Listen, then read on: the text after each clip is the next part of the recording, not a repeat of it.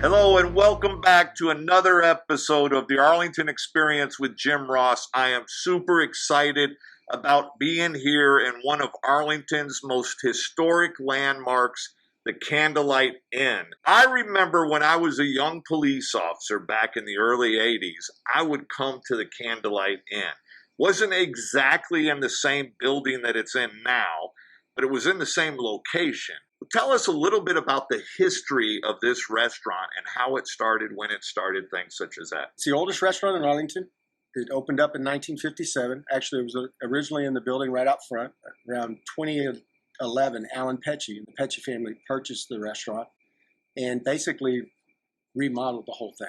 It went down to basically just two center block walls, the one behind us right here and one over there, and just redid the whole thing. 1957 plumbing, 1957 electrical. When Alan bought it, he just, he thought he'd do a light and bright, and then he got deeper into it. It was too much work to be done, and so he decided just to go ahead and remodel the whole thing. He did not want to lose the feel of the restaurant. That was very important to him, that we recreated exactly the way the feel. I mean, all the way down to the chairs. The chairs we're sitting in are no longer made. And so we got a firm out of Chicago to recreate these chairs to give it the same feel. The booths were exactly the same location where they were, back when it originally was built, with new bathrooms, new banquet room, new private dining, 2,200 square foot new kitchen in the back. And that's kind of the history. It's not uncommon on any given night to look out in the dining room and see a minimum of at least 3 to 4 generations of people eating at the restaurant. People that have been coming here for years and years and years. Now, Nikki, you have an unusually strange, I guess, background with this restaurant, don't you? So this was the first restaurant I came to as an infant, probably about a month old. And then I've got 3 children of my own. This was the first restaurant that all 3 of them came to as well. My grandmother was a host for over 20 years here. And then I became a host when I was 16 and then moved to server. When we reopened, moved to bartender, then manager, and then general manager. So you have family ties that go back your entire life. Yes. Here to this restaurant. Absolutely.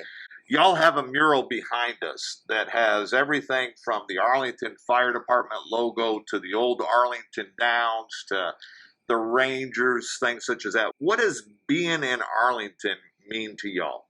It means everything. I mean, the one thing that I have a great appreciation for is the Pecci family and the fact that their love and affinity for the city of Arlington. And that's one of the reasons why Alan purchased the restaurant. I mean, he grew up in Arlington. His family business was in Arlington. He has a lot of investments, real estate investments and other investments in the city of Arlington. And Arlington is just really, really important to him. One of the most powerful things that Alan has ever talked to me about as it relates to the restaurant, when he bought it, I asked him, I said, what role do you want to have? And he said, well, I'm hiring you to run the restaurant. I want to be able to walk in and know the people and meet the people that are eating here. I want to know who the staff is. I want to know what their stories are.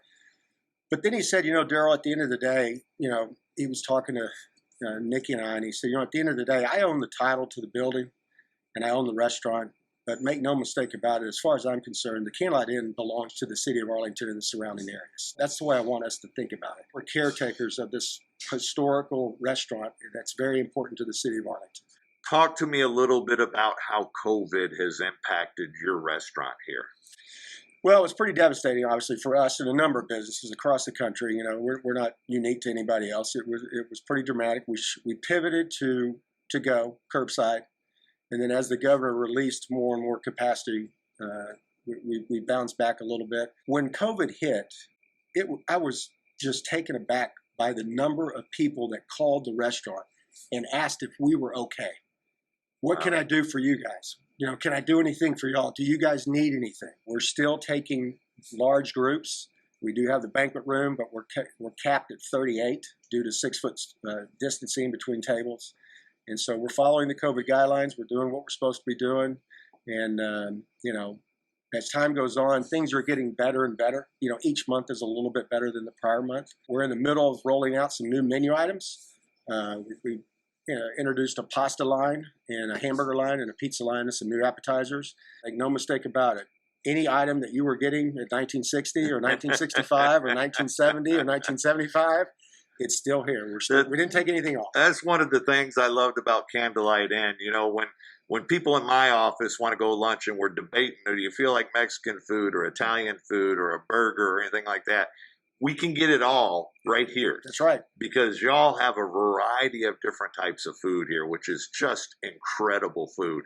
You know, it's people like the Pecci family and yourselves that demonstrate that it's not necessarily about just doing business. It's about having those relationships. Oh. And the Peccis and y'all have had these relationships in this community and in this restaurant forever and a day, and I can't thank you enough for that.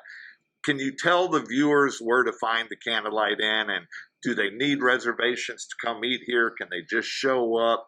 What is going on, and how can they find y'all? We're at 1202 East Division, so we're just a little bit off of Collins, right by AT&T Stadium. We take reservations for parties of 8 or more. Our current operating hours are Monday through Friday, 11 to 2 and 5 to 8. It's kind of COVID hours, unfortunately. And then all day on Saturdays and Sundays from 11 to 8.